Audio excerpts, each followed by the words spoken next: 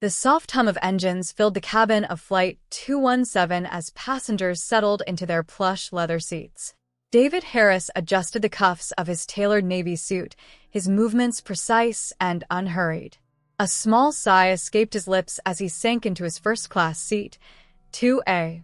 A rare moment of calm, he thought, though the familiar weight of responsibility pressed at the edges of his mind. He had carefully chosen this flight, seeking an unassuming journey between meetings in New York and Chicago. Across the aisle, Margaret Caldwell, draped in an oversized pearl necklace that shimmered under the cabin lights, squinted in David's direction. Her husband, Richard, preoccupied with stowing his crocodile skin briefcase, grunted as Margaret leaned toward him. "Richard," she whispered, though her tone carried enough weight to draw glances from nearby passengers. "Do you see who they've seated beside us?" Richard glanced briefly at David, whose calm demeanor and impeccable attire betrayed nothing but class. Yet for Margaret, it wasn't the clothing or the elegance. It was something deeper, something she couldn't mask behind her saccharine southern drawl. "What's the issue, Margaret?" Richard asked gruffly, now buckling his seatbelt. Margaret's lips pursed tightly. "You know exactly what I mean. This is supposed to be first class," she hissed. "Is there a problem?" David's voice was measured, polite but firm, as he looked up from his phone. He had endured these situations before, but something about the pair across the aisle prickled his patience. Margaret's eyes widened, caught off guard. "Oh, I wasn't speaking to you," she replied, her smile tight and dismissive. "Clearly not," David said dryly, returning to his screen. Richard frowned, waving down a flight attendant. "Excuse me, miss," he called, his voice carrying the entitled authority of someone used to getting his way. A blonde attendant with a professional smile approached. "Yes, sir? How can I assist you?" "We seem to have been misplaced," Richard began.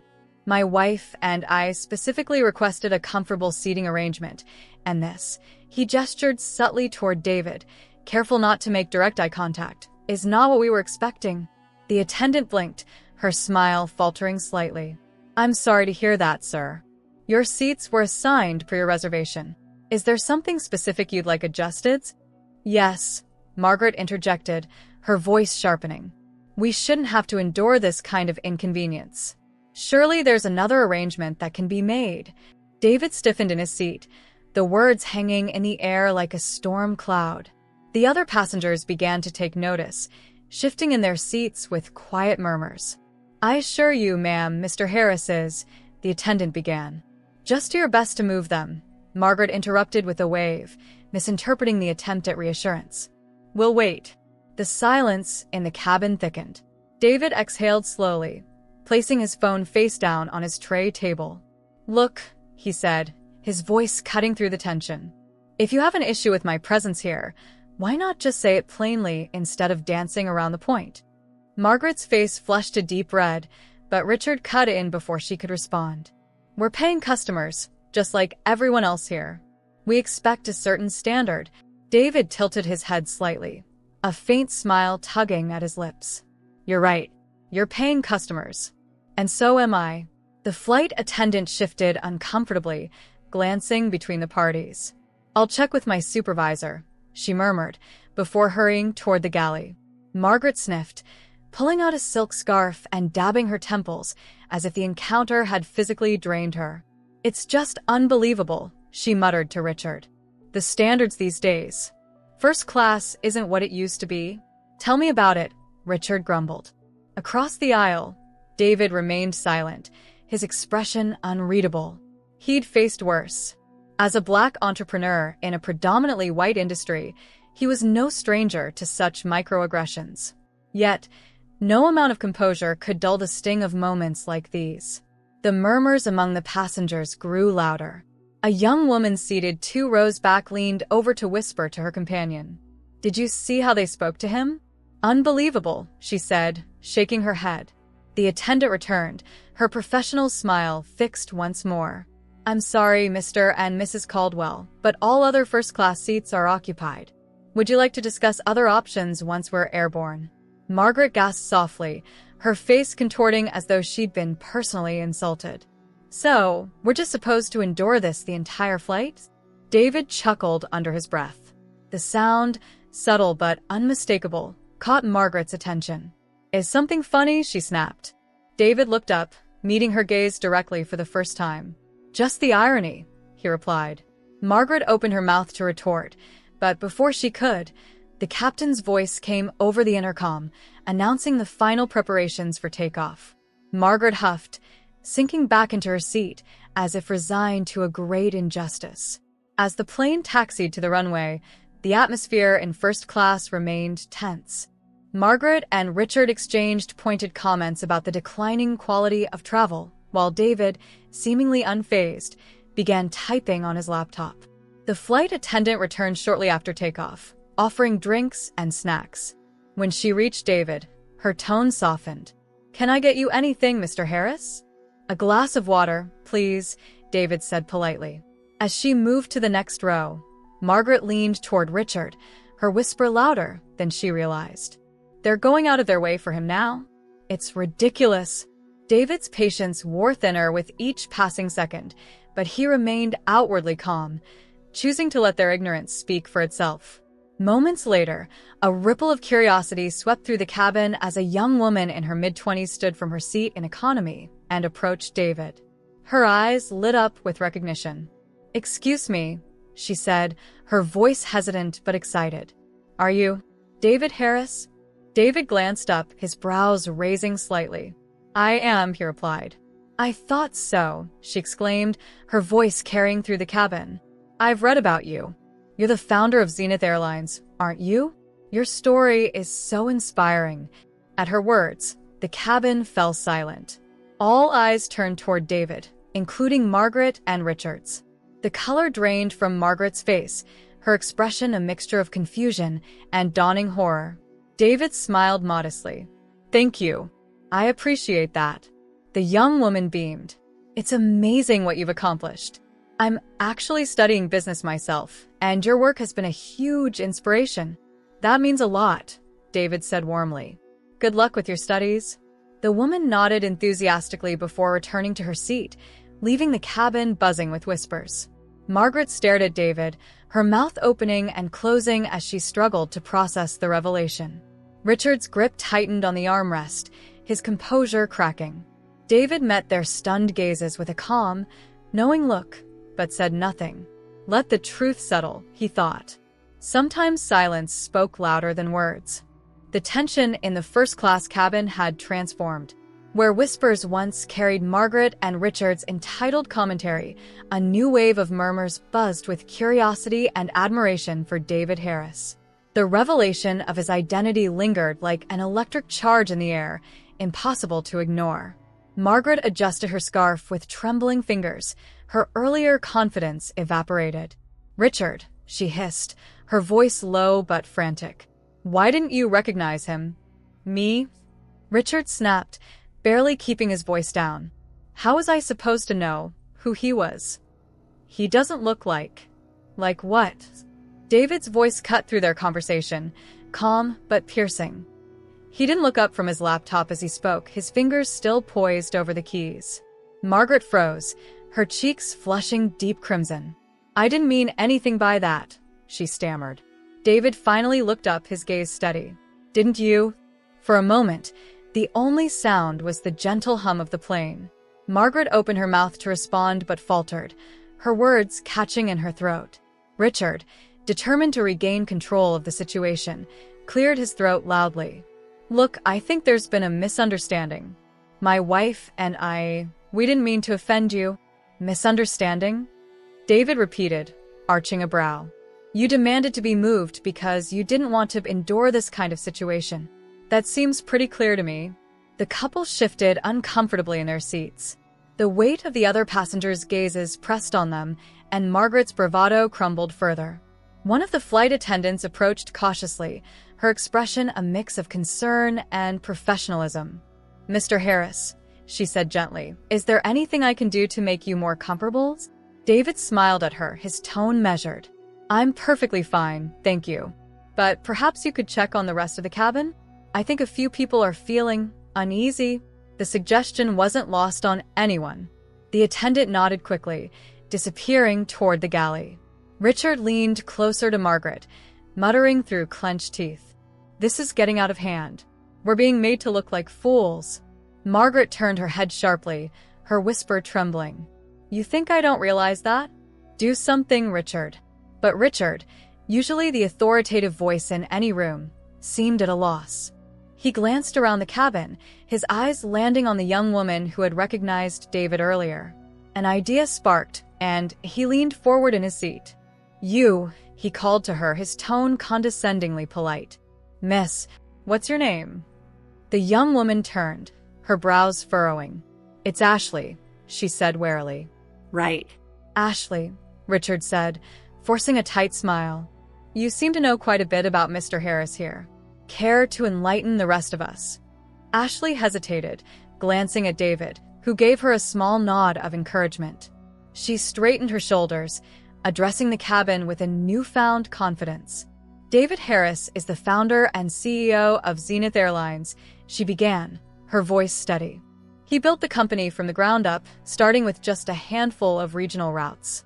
Now, it's one of the top-rated airlines in the country.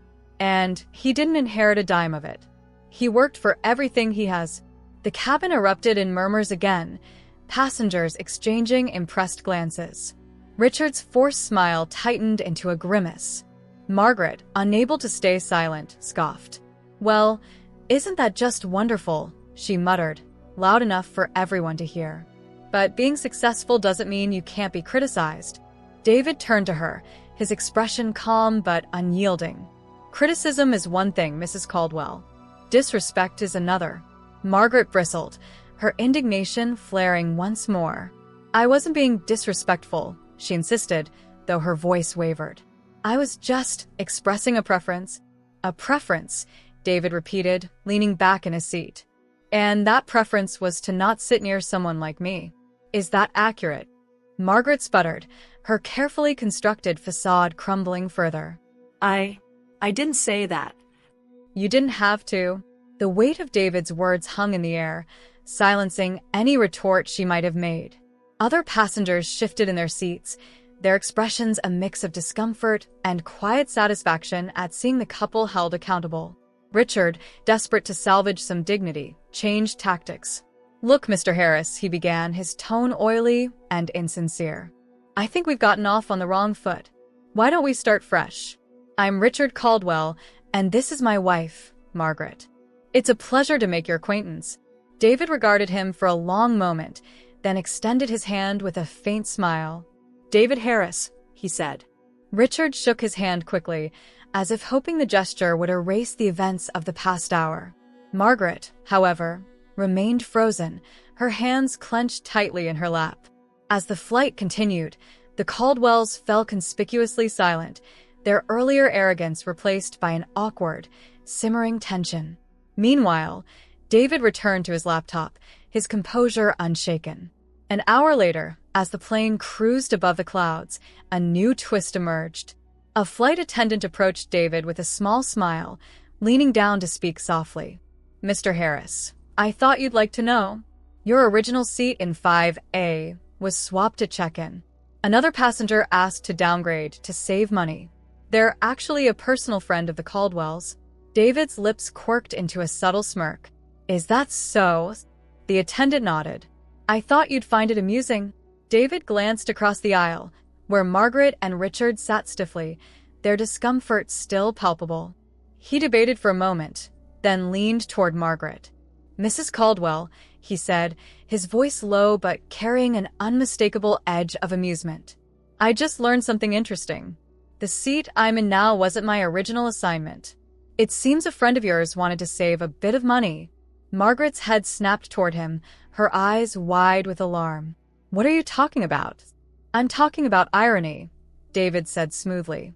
"The friend who swapped seats with me is sitting back in economy. I suppose first class wasn't worth the extra cost to them." Margaret's face turned scarlet, and Richard shifted uncomfortably in his seat. The realization hit like a hammer, the humiliation doubling as passengers nearby chuckled softly. David leaned back, the faintest hint of satisfaction in his expression. He had no need to press further. The truth spoke for itself. For the remainder of the flight, the Caldwells sat in subdued silence, their earlier dominance reduced to quiet shame. David, for his part, enjoyed the calm, knowing that sometimes justice didn't need to be loud, it simply needed to be undeniable. As the flight progressed, the Caldwells' earlier bravado had been replaced by an uneasy quiet. Margaret avoided looking in David's direction, her face a mixture of embarrassment and barely restrained anger. Richard, on the other hand, had sunk into a brooding silence, his hands gripping the armrests as though they could steady his faltering ego. David, aware of every subtle shift in their demeanor, remained calm, sipping his water and responding politely to the flight attendants. If there was any satisfaction in their discomfort, he didn't show it. Across the aisle, Margaret leaned closer to Richard, her voice low but agitated. "We need to say something. This tension is unbearable." "Say what, Margaret?" Richard hissed back. "We've already made fools of ourselves. Anything we say now will only make it worse. So, we just sit here and let him win," she snapped. "Win what?" Richard shot back, his frustration bubbling over.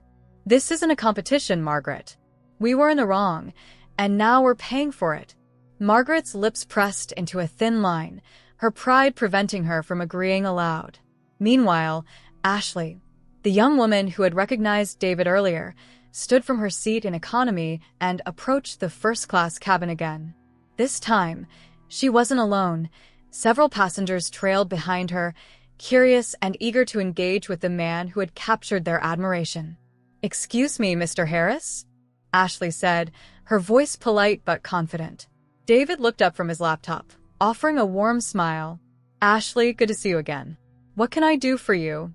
"Well, I hope I'm not interrupting," she began, glancing nervously at the other first-class passengers, "but a few of us in the back were talking, and we just wanted to say how much we admire what you've accomplished. It's not every day you meet someone who's built something so impactful." The other passengers nodded in agreement, a few murmuring words of encouragement.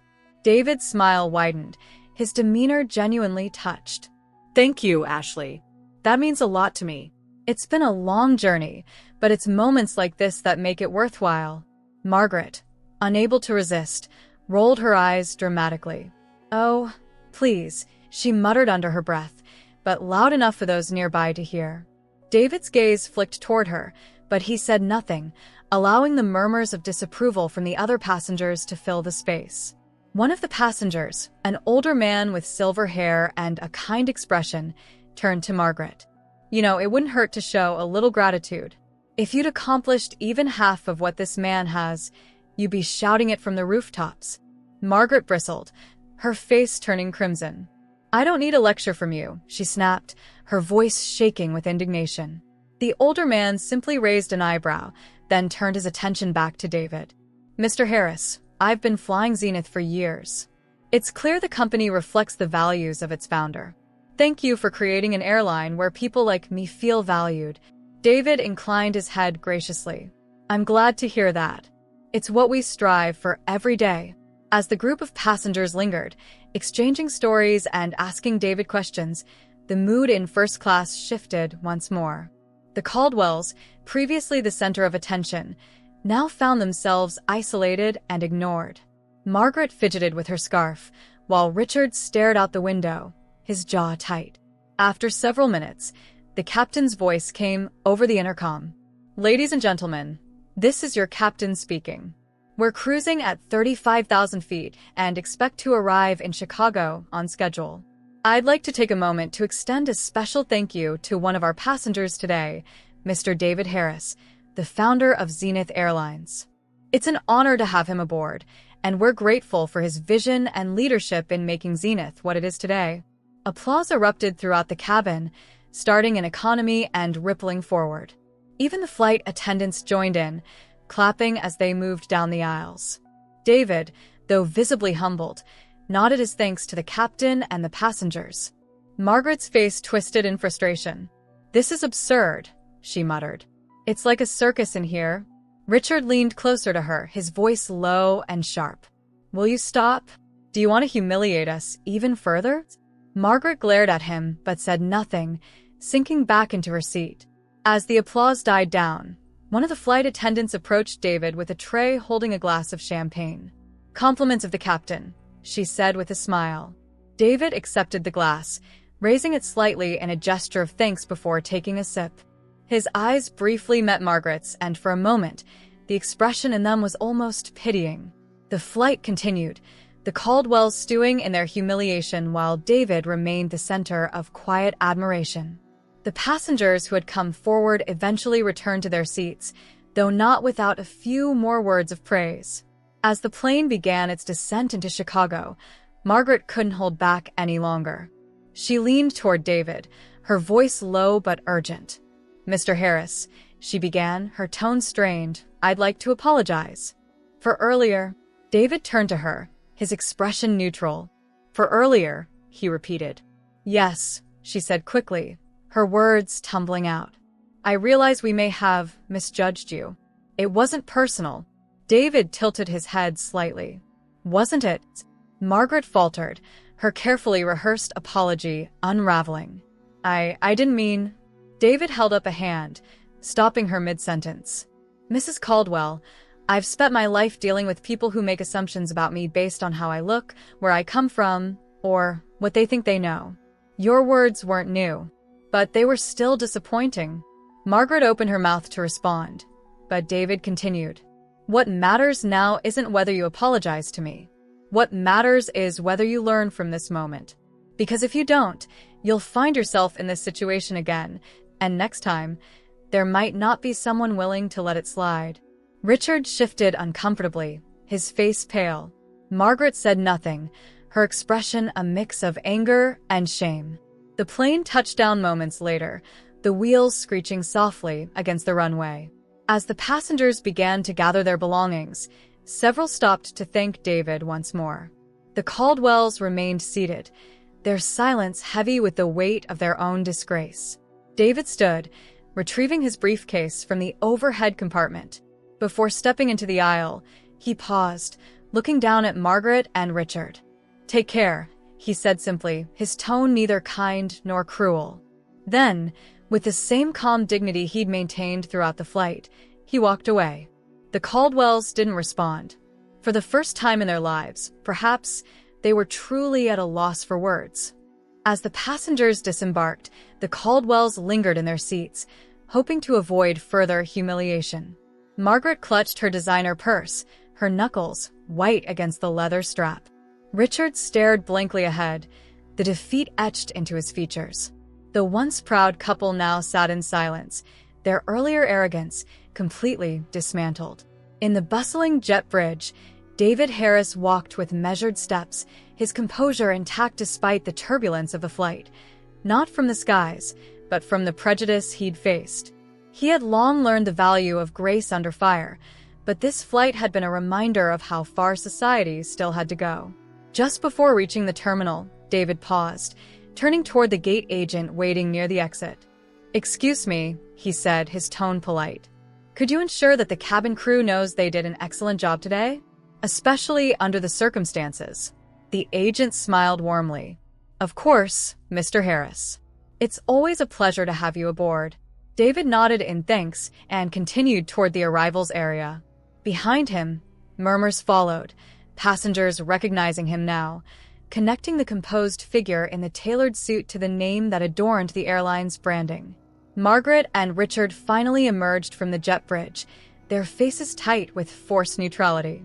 The murmurs that surrounded David only intensified as the Caldwells passed through, their presence drawing judgmental glances and whispers of disapproval. "Isn't that them?" one woman murmured to her companion, nodding subtly toward the couple. "Unbelievable," the companion replied. "After everything they said on the plane? They should be ashamed."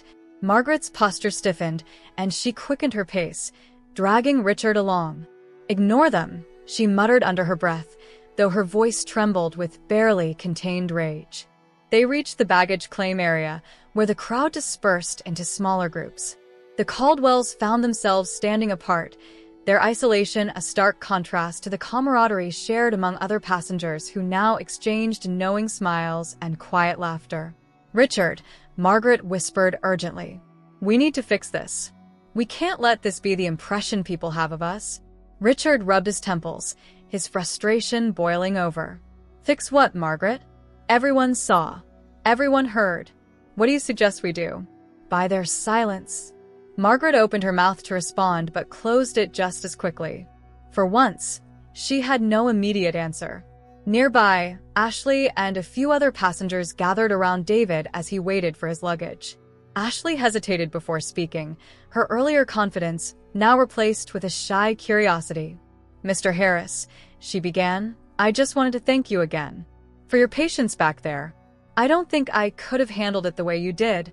David smiled at her, the kindness in his eyes putting her at ease. Thank you, Ashley. But patience isn't always easy. It's something you learn over time. Still, Ashley continued, it meant a lot to see someone like you handle it with such grace. People need to see more of that. David's expression softened. We all have a choice, Ashley. Every moment, we choose how we respond. Sometimes, the strongest response is the quietest one. Their conversation was interrupted by the arrival of the luggage carousel.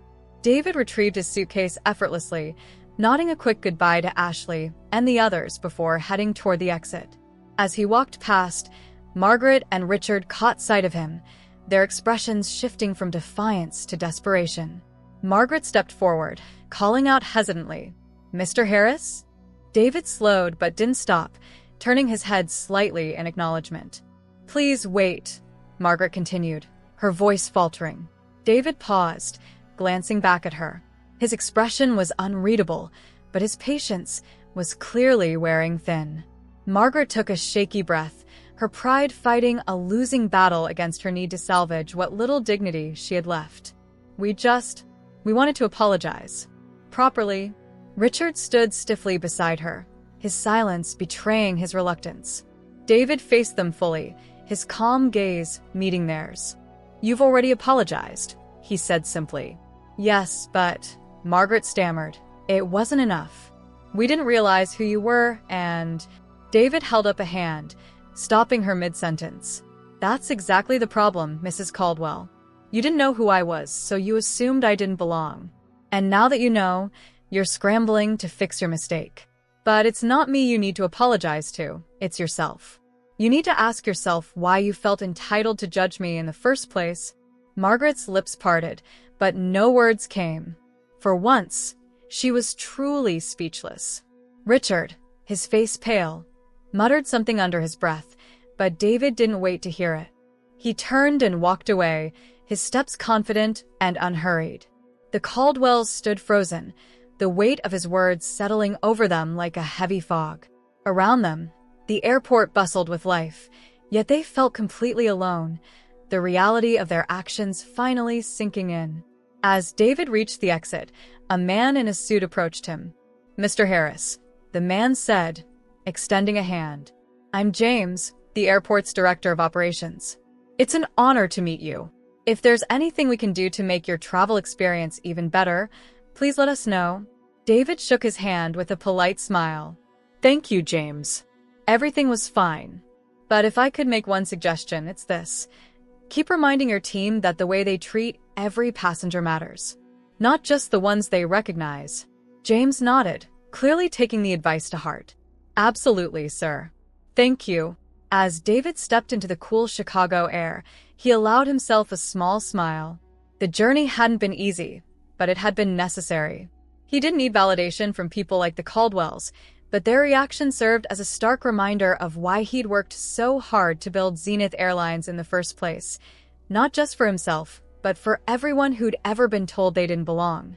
Back inside the terminal, the Caldwells lingered near the carousel, their earlier confidence now completely eroded. Margaret clutched Richard's arm, her voice barely above a whisper.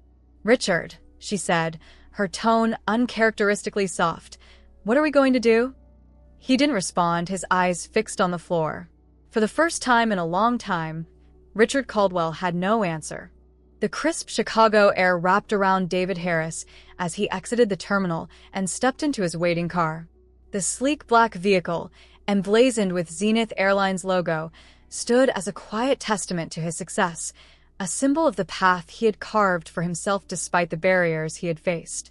As the car pulled away, David glanced out the window, his reflection overlaid with the bustling streets of the city.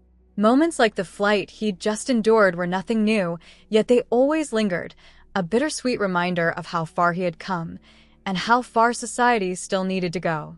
Meanwhile, Margaret and Richard Caldwell remained in the terminal, their usual commanding presence diminished. Margaret paced near the baggage claim, her heels clicking against the polished floor, while Richard sat stiffly on a nearby bench. "We can't let this be the end," Margaret said, her voice urgent but uncertain. "We have to do something." Richard sighed heavily, rubbing the bridge of his nose. "And what do you suggest, Margaret? A press release? A public apology? This isn't something we can spin away." Margaret stopped pacing, her shoulders slumping. For the first time in their marriage, she didn't have a retort. The humiliation had stripped them of their armor, leaving them exposed to the consequences of their actions. As they sat in uncomfortable silence, a voice broke through the noise of the terminal. "Mrs. Caldwell?" Margaret turned to see Ashley, the young woman who had spoken so confidently on the flight, standing a few feet away. Her expression was a mixture of hesitance and resolve. "Yes," Margaret replied, her tone defensive out of habit. Ashley took a breath before speaking. "I wanted to say something to you. On the flight, I saw how you and your husband treated Mr. Harris. It was difficult to watch. But I think it's important to acknowledge that you have a chance to do better." Margaret blinked, caught off guard by the directness of Ashley's words. "Do better?" she repeated, almost incredulous. "Yes," Ashley said firmly. "It's not too late to reflect on what happened and learn from it. You don't have to let this moment define you." Richard glanced at his wife, his expression softening. For all her faults, even he could see the impact of Ashley's words. "Thank you," he said quietly, surprising both women. "We needed to hear that." Ashley nodded, her confidence unwavering. "I hope you take it to heart." With that, she turned and walked away, leaving the couple alone with their thoughts. Days later, David sat in his office at Zenith Airlines headquarters, overlooking the Chicago skyline. His assistant, Clara, entered with a stack of documents and a knowing smile. "Morning, David," she said, placing the papers on his desk.